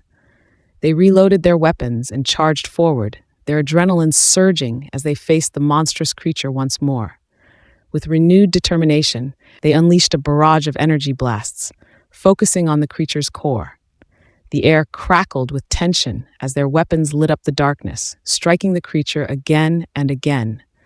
But the creature fought back fiercely, its claws slashing through the air, narrowly missing them as they dodged and weaved. Cyrus could feel his heart pounding in his chest, the weight of their mission crashing down on him. Finally, with a coordinated effort, they targeted the creature's vulnerable spots, striking with precision. The creature roared in fury, its eyes filled with rage, but Cyrus knew they had to press on. "Just a little more," he urged, pushing through the exhaustion that threatened to overwhelm him. With one final push, they unleashed a combined attack, a blinding wave of energy that struck the creature squarely in its core. It howled in agony as the energy surged through it, and for a moment, time seemed to stand still. Then the creature collapsed, its massive form falling to the ground in a heap. Cyrus let out a breath he didn't realize he'd been holding, relief washing over him like a tide. But as they caught their breath, a chilling realization set in. They had won this battle, but the war was far from over. The remnants of Vorak's darkness still loomed over them, and Cyrus could feel the shadows gathering once more. "Let's get back to the safe zone," he urged, glancing at his friends. "We need to regroup and plan our next move."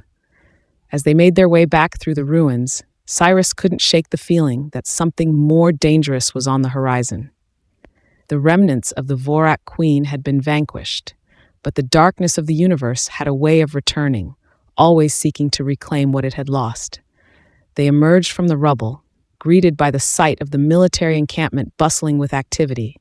Soldiers were tending to the wounded, coordinating efforts to restore order. As they approached, a wave of hope washed over Cyrus. They were not alone in this fight, but even amidst the camaraderie, a sense of foreboding lingered. They had won a battle, but the shadows whispered of greater dangers yet to come. And deep within the depths of space, something stirred, awakening to the chaos left in the wake of their struggle. As Cyrus exchanged words with Colonel Martinez, a dark cloud seemed to gather on the horizon, a portent of the battles yet to be fought. The feeling of unease gnawed at him, a reminder that the war against Vorak was not just about defeating its forces. It was a battle for the very survival of humanity. In the stillness that followed, Cyrus vowed to remain vigilant. They would face whatever came next, but the sacrifices they had already made weighed heavily on his heart. The fight was not over, and as long as darkness lingered, they would have to be prepared for whatever might emerge from the shadows. Chapter 8. The Gathering Storm. As the sun began to dip below the horizon, casting a golden hue across the remains of the city, a sense of unease settled over Cyrus and his companions. They had returned to the military encampment, their victory against the Vorak creature momentarily restoring a semblance of hope, but the shadows in their hearts grew heavier with each passing moment. Cyrus stood at the edge of the encampment, staring out at the broken landscape. The remnants of the battle still smoldered, and the distant sounds of sirens and military vehicles echoed through the air. Survivors had begun to emerge from the ruins, and the military was working tirelessly to provide aid and support. Yet, amidst the chaos, Cyrus felt a gnawing dread, an instinct that warned him of greater dangers looming on the horizon. "A penny for your thoughts?" Amanda's voice broke through his reverie. She approached him, her brow furrowed with concern. Cyrus turned to face her, forcing a smile. "Just thinking about everything that's happened and what's still to come, it feels like we've only scratched the surface of this battle." Amanda nodded, her expression serious. "I know what you mean. After facing the Queen of Vorak and now that creature, it's hard to shake the feeling that there's more waiting for us." Brian joined them, his face grim. "The scouts have reported increased activity in the area. We're not alone out here. Whatever remnants of Vorak remain are gathering, and I fear they're planning something." Cyrus's heart sank at Brian's words. "We need to figure out their movements and gather as much intelligence as we can. We can't afford to be caught off guard again." "We should talk to Colonel Martinez," Amanda suggested. "He'll know what the military's planning." With a shared sense of purpose, they made their way through the encampment, weaving past soldiers and makeshift tents. The atmosphere was charged with urgency, and the military personnel moved with a sense of purpose that matched Cyrus's growing anxiety. They found Colonel Martinez in the command tent, poring over maps and reports, a frown etched across his face. As they entered, he looked up, his expression shifting from concentration to concern. "Cyrus, Amanda, Brian, I'm glad you're here." He gestured for them to sit. "We've got a situation." "What's going on?" Cyrus asked, the weight of his concern pressing down on him. Martinez laid out a map of the region on the table, various markers and symbols indicating locations of interest. "We've detected increased activity in the eastern sector. Our scouts reported sightings of Vorak creatures gathering in what appears to be a makeshift camp. They're regrouping, and we need to act fast before they can mobilize." "Do we know what they're planning?" Amanda asked, her eyes scanning the map. "Not yet, but it can't be good," Martinez replied. "If they're consolidating their forces, they might be preparing for an attack. We need to launch a reconnaissance mission to gather more intel on their movements." Cyrus felt a surge of determination. "I want to lead the mission. We know Vorak tactics, and if anyone can gather the information we need, it's us." Martinez regarded him for a moment, weighing the risks. It's dangerous out there, but I trust your judgment. Just be careful. We can't afford to lose anyone else." As they prepared for the mission, a mix of excitement and apprehension filled Cyrus. They were heading back into the fray, and every instinct told him that the stakes were about to get even higher. With their gear packed and weapons at the ready, they set out under the cover of dusk. The landscape was eerily quiet, the stillness a stark contrast to the chaos that had consumed the city only days before. As they navigated through the ruins, Cyrus's mind raced with thoughts of what awaited them. The Vorak creatures had proven to be formidable adversaries, and he knew they would have to be prepared for anything. They approached the eastern sector, where the scouts had reported the Vorak camp. As they moved closer, the air grew thick with tension, and Cyrus could feel the hairs on the back of his neck stand on end. The silence was deafening, broken only by the sound of their footsteps on the debris-laden ground. "Keep your eyes peeled," Cyrus whispered, leading the way through the rubble. "We don't know what we're up against." Suddenly, a low growl echoed through the air, sending a chill down Cyrus's spine. The sound was familiar, yet more menacing than before. It reverberated through the ruins, hinting at the presence of something far more dangerous than they had anticipated. Cyrus gestured for his companions to take cover behind a collapsed wall. Peering around the corner, he caught sight of the Vorak camp, a sprawling expanse of makeshift tents and structures lit by flickering fires that cast ominous shadows. Creatures roamed the area, their movements fluid and predatory. Some were larger than the ones they had fought before, their eyes glinting with a fierce intelligence. The sight sent a shiver of dread through Cyrus. They had underestimated the Vorak, and now they were gathering strength. "This isn't just a few scattered remnants," Amanda whispered, her voice tense. "They're organizing." Brian leaned closer, squinting to get a better look. "What do you think they're planning?" Cyrus felt the weight of uncertainty settle over him. "Whatever it is, it can't be good. We need to get closer to gather more information, but we have to be careful." They devised a plan, using the debris to their advantage as they stealthily approached the camp. Cyrus's heart raced as they maneuvered through the shadows, the sounds of the Vorak creatures growing louder with each step. As they crept closer, they overheard snippets of conversation. The creatures spoke in guttural tones, their language a mix of growls and hisses that sent chills down Cyrus's spine. "The queen has fallen," one creature spat, its voice filled with venom.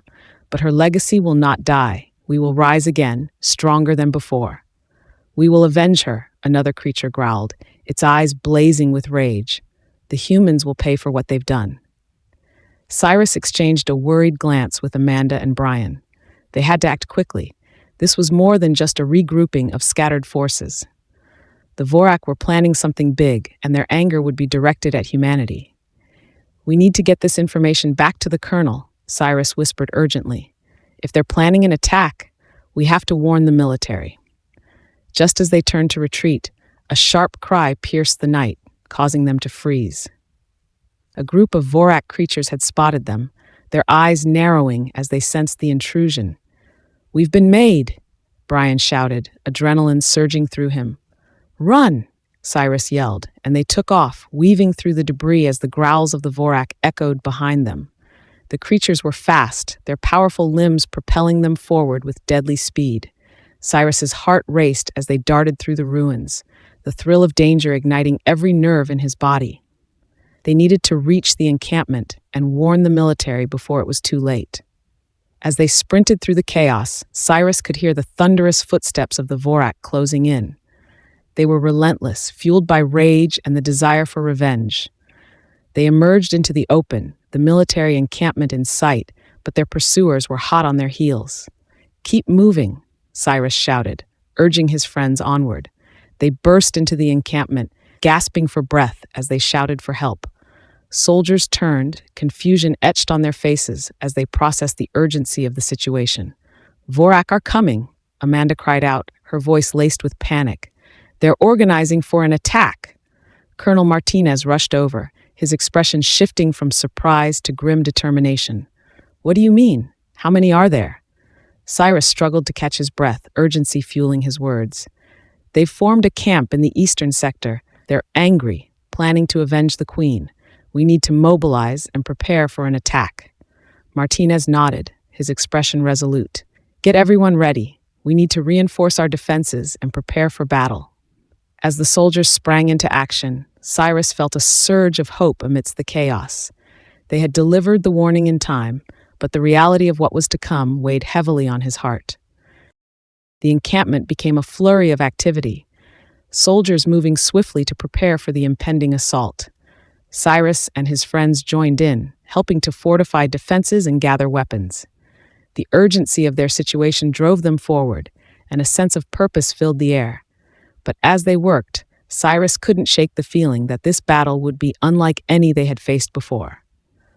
The Vorak were driven by a fierce desire for vengeance, and the wrath of the Queen's legacy would not be easily quelled. Hours passed as they fortified their position, but as night fell, a tense silence enveloped the encampment. The soldiers stood at the ready, weapons poised, eyes scanning the horizon for any signs of the approaching enemy. Cyrus stood beside Colonel Martinez, his heart racing as they awaited the inevitable clash. "We have to be ready for anything," he urged. "If they attack, they'll come with everything they have."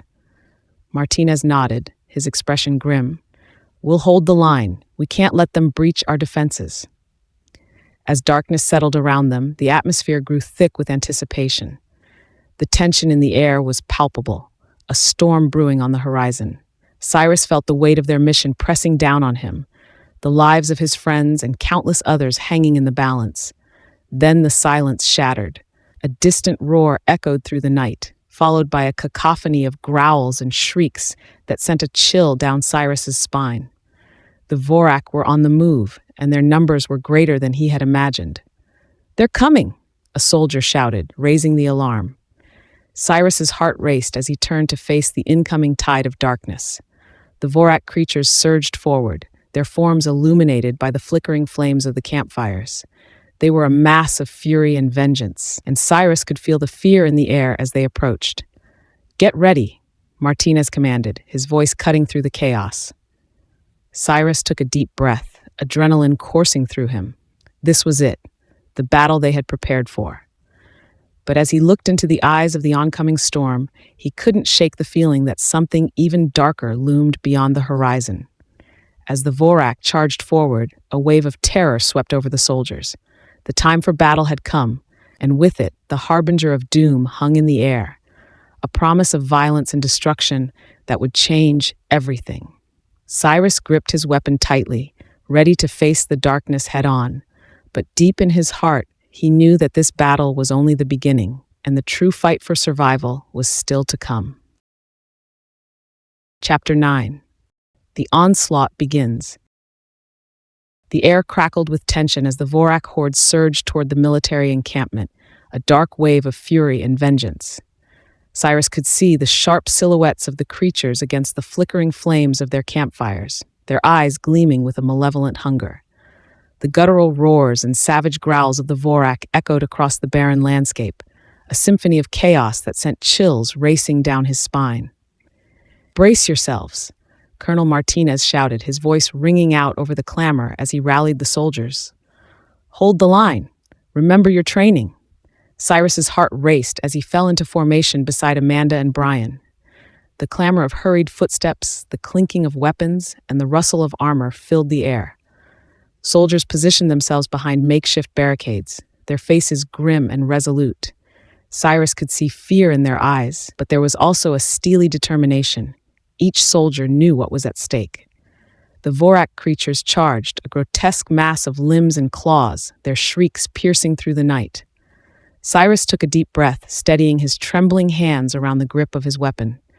This was the moment they had been preparing for, but nothing could truly prepare them for the sheer terror that the Vorak unleashed. As the first line of Vorak breached the perimeter, chaos erupted. Soldiers opened fire, the crack of gunfire mingling with the horrific sounds of the creatures as they fell under the barrage.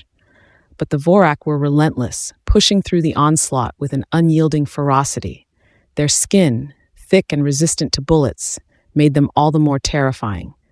"Reload," a soldier shouted, panic creeping into his voice as a Vorak lunged at him, claws outstretched. The soldier's weapon jammed, and in a flash, the creature was upon him, its jaws snapping shut just inches from his face. Cyrus felt bile rise in his throat as he witnessed the horror unfold before him. He raised his weapon and fired, his shots finding their mark as he aimed for the creature's vulnerable spots, its eyes, its throat, any exposed flesh he could find. "Keep firing! Don't let them through!" Martinez yelled, his voice cutting through the cacophony as he orchestrated the defense. Cyrus glanced to his left, where Amanda stood her ground, her eyes fierce and focused as she reloaded her weapon. "We have to push them back," she shouted, determination etched on her face. The Vorak were like a tide, undulating and relentless. For every creature that fell, two more seemed to take its place, clawing and biting, driven by rage and a desire for revenge against the humans who had dared to challenge them. Cyrus gritted his teeth, his mind racing as he fought against the tide. He could feel the heat of battle, the adrenaline coursing through his veins as he fought alongside his comrades. But as the creatures continued to pour in, the reality of their situation began to settle in. This was no ordinary fight. They were facing an enemy fueled by vengeance, and the Vorak were becoming more organized with each passing moment. Suddenly, a monstrous roar erupted from the back of the horde, causing Cyrus to freeze. It was a sound unlike any he had heard before, a deep, resonant bellow that sent shockwaves of fear through the ranks. The ground trembled beneath them as a massive Vorak creature emerged from the shadows, its size dwarfing those around it. "This is bad. This is really bad," Brian shouted, his voice a mixture of terror and disbelief as he pointed toward the giant creature. Cyrus's breath caught in his throat. This wasn't just another Vorak. This was a commander of sorts, a beast meant to inspire terror and rally its brethren. Its jagged teeth glinted in the firelight, and its eyes burned with a malevolent intelligence. It surveyed the battlefield, taking in the chaos with a knowing gaze. "Focus fire on that one," Martinez barked, his voice commanding the soldiers' attention. "If we can take it down, we might be able to disrupt their ranks." Cyrus and his comrades complied, pouring fire into the massive creature. Bullets struck its hide, but it seemed unfazed, continuing its advance as it bellowed a rallying cry. The other Vorak responded, their resolve bolstered by the sight of their commander. Cyrus felt despair seep into his heart as he witnessed the sheer power of the creature. "What do we do?" he shouted over the din, his mind racing. "It's not going down!" "Keep firing," Martinez yelled. "We have to hold the line." But as they fought, the situation only grew worse. The Vorak continued to pour in, waves of them crashing against the barricades. They were relentless, clawing and biting, fueled by a primal rage that seemed to transcend reason. The sounds of battle reverberated through the air, a chaotic symphony of gunfire, screams, and the monstrous roars of the Vorak. Cyrus felt the weight of the fight pressing down on him, the reality of their situation becoming all too clear. They were outmatched and outnumbered, and the Vorak were showing no signs of letting up.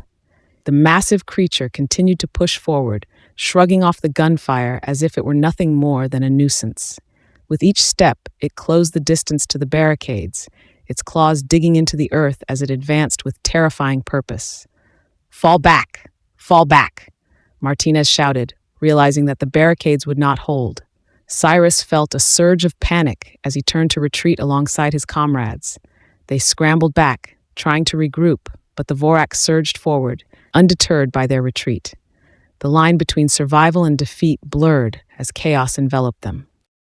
Cyrus's heart raced as he turned to face the massive creature, which was now bearing down on him. He steadied his aim, knowing this could be a matter of life and death. Just as he pulled the trigger, the creature lunged, its claws slicing through the air. In that moment, everything seemed to slow down. Time stretched as Cyrus felt the heat of the creature's breath wash over him, a foul stench that filled his nostrils. He could see the gleam of its teeth, the raw fury in its eyes, and a primal instinct kicked in. Fight or flight. He dove to the side, narrowly avoiding the creature's claws as it crashed into the ground where he had just stood. The impact sent shockwaves through the earth, and Cyrus rolled back to his feet, adrenaline pumping through his veins. He needed to get to Amanda and Brian, but as he scanned the chaos, he saw them struggling to fend off the Vorak that swarmed around them. Amanda was cornered, her weapon discharging in rapid succession as she fought to hold back the creatures. Brian was beside her, fighting valiantly but clearly overwhelmed. "Get to Amanda," he shouted to Brian, urging him to help her. Cyrus darted toward them, determination propelling him forward despite the fear clawing at his insides. As he reached their side, he aimed at the nearest Vorak, his fingers squeezing the trigger with purpose. The creature fell under his fire, but more continued to surge forward, relentless in their assault. He could feel the heat of battle engulfing them, a maelstrom of chaos that threatened to swallow them whole. "Stay together," he yelled, forcing his voice above the clamor. "We can't let them separate us." The trio fought back to back, pushing against the tide of Vorak that sought to consume them. With every shot fired, every creature that fell, they forged a desperate path through the madness. But the realization weighed heavily on Cyrus's heart. Their resistance was beginning to falter. Just as hope seemed to slip away, a blinding light erupted from behind them. Cyrus turned, squinting against the brightness as a series of explosions lit up the night sky. A new wave of military reinforcements surged into the fray, and the sound of heavy artillery echoed through the air. "They're here," Amanda shouted, her eyes wide with relief. The newcomers took up positions, launching a barrage of firepower into the Vorak horde. Cyrus felt a surge of hope as they rejoined the fight, their presence bolstering the morale of the soldiers who had been holding the line. With the additional firepower, the tide of battle shifted. The Vorak began to falter, the chaos of their advance disrupted by the sudden onslaught of artillery fire. Soldiers pushed forward, reclaiming lost ground as they pressed the attack. Cyrus, Amanda, and Brian fought with renewed vigor, their spirits lifted by the reinforcements. The giant creature roared in frustration, realizing that its grip on the battle was slipping. It bellowed, rallying the remaining Vorak, but the sounds of battle were changing. Hope was beginning to flicker amidst the chaos. "We can take it down," Cyrus yelled, his determination ignited as he pressed forward. "Let's end this." They moved as one, pushing toward the giant creature, their weapons trained on its exposed flank. Cyrus felt the surge of adrenaline as they closed the distance, a sense of purpose guiding their every move. But just as they prepared to strike, a piercing screech echoed through the battlefield, chilling Cyrus to the bone. It was a sound of pure rage, an unearthly wail that reverberated through the air. The ground shook as a figure emerged from the shadows, a monstrous silhouette that loomed larger than life. The air became charged with an ominous energy, and Cyrus felt dread clawing at his heart. The Vorak queen had arrived. Cyrus's breath caught in his throat as he realized the full extent of the threat they now faced. This was not just another Vorak. This was the embodiment of vengeance itself, a creature forged from the very darkness they had sought to combat. With a single glance, the queen surveyed the battlefield, her eyes burning with fury. The Vorak at her side seemed to tremble in anticipation, their loyalty unwavering as they prepared to follow her lead. "Fall back! Fall back!" Martinez shouted, panic creeping into his voice as he recognized the significance of the queen's arrival. Cyrus could see the chaos unfurling around him as soldiers scrambled to regroup, but he felt frozen in place, a mix of fear and awe washing over him. The queen was a force of nature, and as she opened her mouth to unleash a thunderous roar, the ground quaked beneath them. The battle had just escalated into a nightmare. Cyrus exchanged a glance with Amanda and Brian, knowing they had no choice but to stand and fight. "We have to regroup," he shouted. But deep down, he knew the truth. They were facing a monster unlike anything they had ever encountered. With renewed determination, they took their places alongside their fellow soldiers, ready to face the queen and the terror she would unleash. As the battle raged on, Cyrus knew that the fight for their survival had just begun, and they were up against a darkness that would push them to their limits. The queen let out another terrifying screech, signaling her Vorak to charge. Cyrus braced himself as the tide of battle surged once more, but now there was a chilling certainty that hung in the air. The fight for Earth was far from over, and the worst was yet to come. Chapter 10. The Final Confrontation. The air was thick with the acrid smell of smoke and the bitter tang of blood as Cyrus braced himself for the final confrontation. The Vorak queen towered before them, a malevolent figure of darkness and rage, her eyes gleaming with a predatory intelligence that sent a chill down his spine. The battlefield around them had devolved into chaos, the clash of human resolve against the relentless fury of the Vorak. "Hold your positions," Colonel Martinez shouted, his voice barely piercing the tumult. Soldiers scrambled to follow his command, weapons raised and aimed at the approaching storm of Vorak. But it was the queen that held their attention. Her presence was enough to instill a deep-seated dread. Cyrus took a deep breath, feeling the weight of fear and determination coiling tightly in his chest. This was it. The moment they had all feared and prepared for had arrived. As he exchanged grim looks with Amanda and Brian, the unspoken bond of their shared struggle surged between them, igniting a flicker of hope amidst the encroaching darkness. "Cyrus," Amanda said, her voice steady yet edged with anxiety. "We need to find a way to distract her. If we can draw her attention away from the soldiers, we might have a chance to take her down." Cyrus nodded, the plan forming rapidly in his mind. "We'll have to lure her away from the front line. If we can get her isolated, we might be able to exploit her weaknesses." But even as he spoke, doubt crept in. The Vorak Queen was no ordinary foe. She was a force of nature, a being of rage and destruction. Every instinct screamed at him that they were outmatched. As the Queen charged forward, the ground trembled beneath her massive frame. Cyrus's heart raced as he called out to his comrades, "On my mark! We need to draw her in." "Ready when you are," Brian replied, gripping his weapon tightly. The Vorak Queen let out a deafening roar, the sound echoing across the battlefield and sending shivers down Cyrus's spine. The sound was a declaration of war, a rallying cry that sent the Vorak surging forward with renewed vigor. They flooded toward the human lines, driven by a primal rage and a fierce loyalty to their queen. "Now!" Cyrus shouted, and he took off running, Amanda and Brian following closely behind. The three of them sprinted toward the edge of the battlefield, the chaos of the fight swirling behind them as they darted through the throng of soldiers. "Over here, you ugly beast!" Amanda shouted, waving her arms to attract the queen's attention. The queen's head snapped in their direction, her eyes narrowing as she zeroed in on the trio. Cyrus felt a rush of adrenaline as he turned back to see the queen begin her pursuit. She barreled through the ranks of soldiers, disregarding their desperate attempts to stop her. Bullets bounced off her thick hide, and screams echoed as Vorak and humans alike were trampled in her wake. "Keep her off us," Cyrus shouted to the soldiers as they pushed forward. "We need to get her away from the main group." The trio continued their sprint, the queen hot on their heels. Cyrus could hear her monstrous growls echoing behind them, a terrifying reminder of the danger they faced.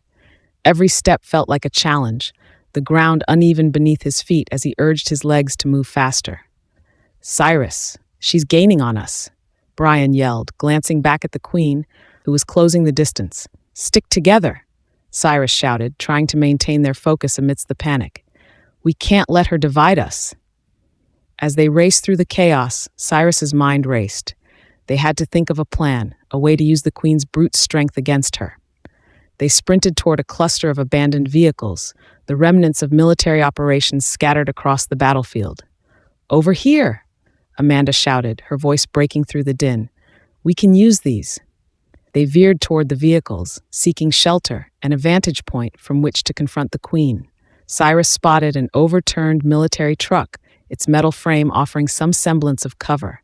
"Get inside!" he shouted, scrambling into the open cabin while Amanda and Brian followed closely. Inside the truck, the air was stale, filled with the scent of gasoline and the remnants of battle. Cyrus quickly scanned the area, looking for anything they could use as a weapon.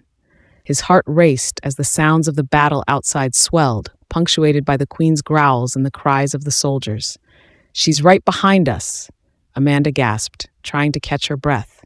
Cyrus gritted his teeth, his mind racing. "We need to set a trap. If she comes for us, we can hit her from inside the truck." Brian nodded, scanning the area. "I think there are some grenades left in the supply crate back there. If we can lure her in, we can set it off." "Good idea," Cyrus said, feeling a surge of hope. "We'll draw her in with noise. We have to make it look like we're still here."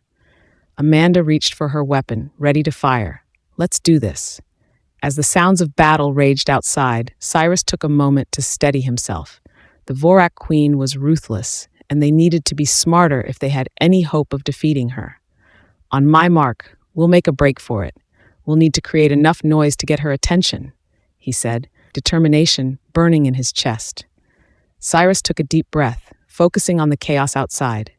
He could feel the vibrations of the ground beneath him as the battle continued, the echoes of gunfire and the monstrous roars of the Vorak, blending into a chaotic symphony. "Now!" he shouted, and they burst from the truck, running toward the fray. Cyrus fired his weapon into the air, trying to draw the queen's attention away from the fighting soldiers. "Over here, you monster!" he yelled, waving his arms as he moved toward the edge of the battlefield. To his relief, the Vorak queen's gaze snapped in his direction, her eyes narrowing as she locked onto him. Her monstrous growl resonated through the air, drowning out the chaos around them. The queen charged toward him, her claws tearing through the ground as she closed the distance. "Now!" Cyrus shouted, and he dashed toward the military truck. As the queen barreled after him, he felt the ground tremble with her every step. "Get the grenades ready," he yelled to Brian, who had taken position behind the truck, ready to set the trap. Cyrus felt a mix of fear and exhilaration coursing through him as he sprinted toward the safety of the vehicle. The roar of the queen grew louder, drowning out everything else as she pursued him relentlessly.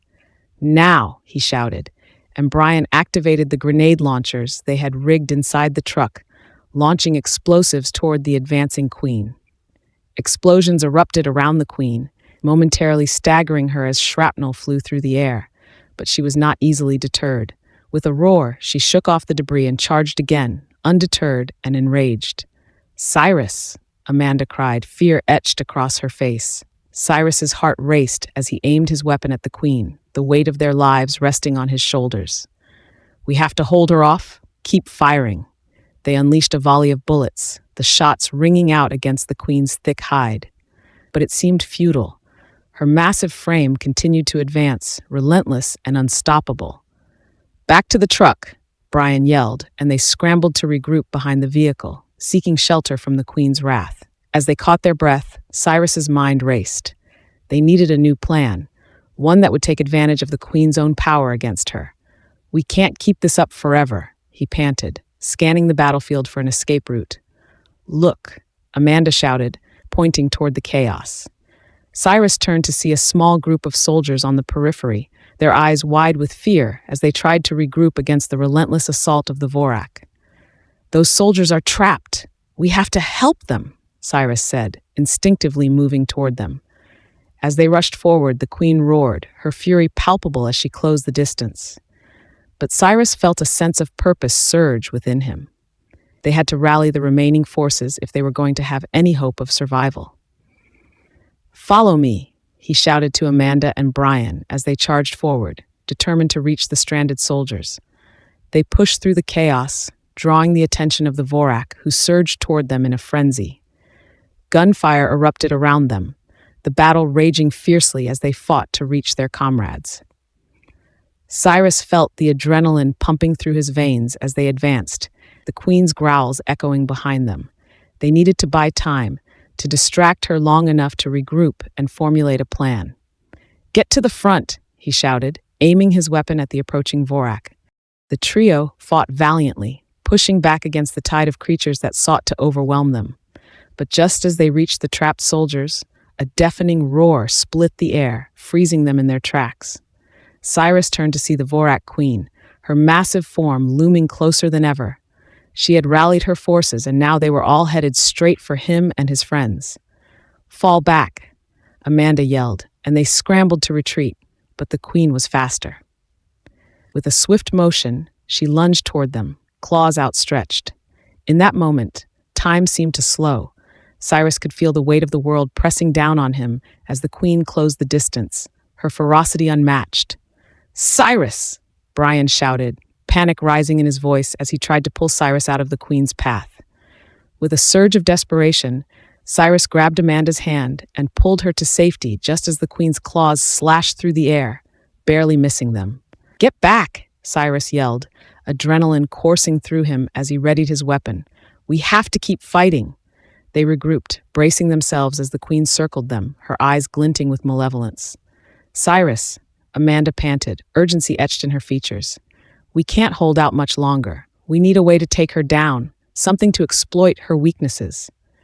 As the queen roared again, Cyrus remembered the remnants of their previous battle. "The explosives! We can set a trap and lure her in." With renewed determination, they scoured the area for anything they could use. The remnants of military supplies littered the battlefield, and they began to gather grenades and explosives, working quickly to create a trap that would hopefully contain the queen. "Quickly," Brian urged, his eyes darting around for any signs of danger. They worked together, setting the explosives in a circle around the perimeter, using whatever debris they could find to create a makeshift barrier. The queen continued to pace, her growls echoing as she surveyed the battlefield. "Now!" Cyrus shouted, signaling for them to fall back and take cover. They positioned themselves behind a barricade, weapons raised and ready. The queen's massive form loomed closer, her eyes searching for her prey. As she stepped into the trap, Cyrus felt a surge of adrenaline. "Now! Detonate!" he shouted, and the explosives erupted with a deafening roar. The ground shook violently, smoke and debris flying through the air as the queen was caught in the explosion. For a moment, it seemed as though they had succeeded. Then the dust began to clear. The queen emerged from the chaos, her hide scorched but her fury unrelenting. "It's not enough!" Cyrus realized, fear flooding his veins. "She's too powerful," Amanda gasped, horror etched on her face. The queen let out a terrifying scream, a sound that echoed through the air and sent tremors through the hearts of every soldier on the battlefield. She was unbroken, an unstoppable force, and they were running out of options. As the battle raged on, Cyrus could see the chaos unfolding around them. The Vorak continued to press their advantage, and the soldiers were struggling to hold their ground against the overwhelming tide. "Cyrus," Brian shouted, desperation in his voice. "What do we do now?" "Call for backup," Cyrus replied, urgency driving his words. "We need more help. If we don't stop her now, there won't be anything left to save." Amanda nodded, her expression determined. "We need to rally the remaining forces. We can't fight this battle alone." As they pushed forward to regroup, Cyrus felt the weight of their situation closing in. The Vorak queen was relentless, and with every passing moment, the battle grew more desperate. They reached a small command center, and Cyrus quickly began coordinating with the remaining soldiers. "We need to pull back, regroup, and strategize. We can't let her continue to overpower us." As they huddled together, the tension in the air was palpable. Soldiers exchanged anxious glances, their resolve tested by the chaos that surrounded them. "We can't hold out forever," one soldier said, fear lacing his voice. "She'll destroy everything." Cyrus took a deep breath, forcing himself to remain calm. "We can't give up. We have to find a way to defeat her. She's not invincible." But even as he spoke, doubt lingered in his mind. The Vorak queen was a nightmare made flesh, a relentless predator who would stop at nothing to claim her revenge. Suddenly, a soldier burst into the command center, breathless and wide-eyed. "More Vorak are approaching. They're coming from all directions." "Fall back," Cyrus shouted, urgency surging through him. "We have to defend our position." The command center erupted into chaos as soldiers scrambled to take up arms, preparing to fend off the incoming assault. Cyrus felt the pressure mounting, the weight of their situation pressing down on him as they prepared for the next wave of the fight. As the Vorak charged forward, the sound of gunfire erupted once more. Cyrus and his team fought valiantly, their resolve unwavering even in the face of overwhelming odds. But amidst the chaos, Cyrus couldn't shake the feeling that they were running out of time. The queen was still out there, and with every passing moment, she was regrouping, preparing for her final strike. As the battle raged on, Cyrus's thoughts drifted to the potential consequences of their failure. If they couldn't stop the queen, it wouldn't just be their lives on the line, it would mean the end for humanity itself. "We have to find a way to turn this around," he said to Amanda and Brian, determination etched across his face. "We can't let her win." Suddenly, a tremor shook the ground beneath them, and Cyrus's heart raced. "What was that?" "I don't know, but it can't be good," Brian replied, scanning the horizon. Just then, a deafening roar filled the air, and Cyrus's blood ran cold. From the smoke and debris, a new figure emerged, a monstrous silhouette that towered over the battlefield. The Vorak queen had returned, and she wasn't alone. "Cyrus!" Amanda cried, fear gripping her voice.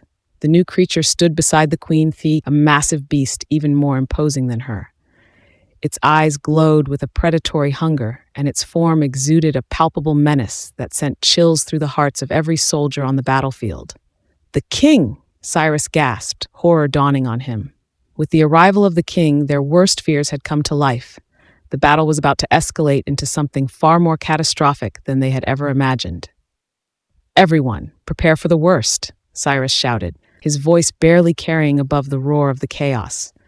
As the Vorak king stepped forward, the earth trembled beneath his weight, and the air thickened with the scent of death. Cyrus felt the encroaching dread close in around him, knowing they were on the precipice of a war that could decide the fate of humanity. "Cyrus!" Amanda shouted, her eyes wide with terror. "What do we do?" "We fight," he replied, adrenaline surging through him. "We fight with everything we have. We have to protect our world." As the Vorak king raised his massive claws, poised to unleash destruction, Cyrus and his friends steeled themselves for the battle ahead. They knew they were facing the embodiment of chaos itself, a force that would stop at nothing to claim Earth as its own. But even as fear washed over them, a flicker of hope ignited in Cyrus's heart. They had fought against impossible odds before, and they would do so again. With each passing moment, they prepared for the fight of their lives, ready to face the darkness that threatened to consume them all. "Stand strong," Cyrus shouted, rallying the remaining soldiers around him. "Together, we can do this." As the Vorak king charged forward, the ground shook beneath them, and the battlefield erupted into chaos once more. They had no idea what lay ahead. But one thing was certain: the fight for their world had only just begun. And with the stakes higher than ever, Cyrus prepared for the battle that would determine the fate of humanity itself. But even as they stood ready to confront their fears, the echo of a deeper darkness loomed on the horizon, hinting at a greater evil that was yet to come.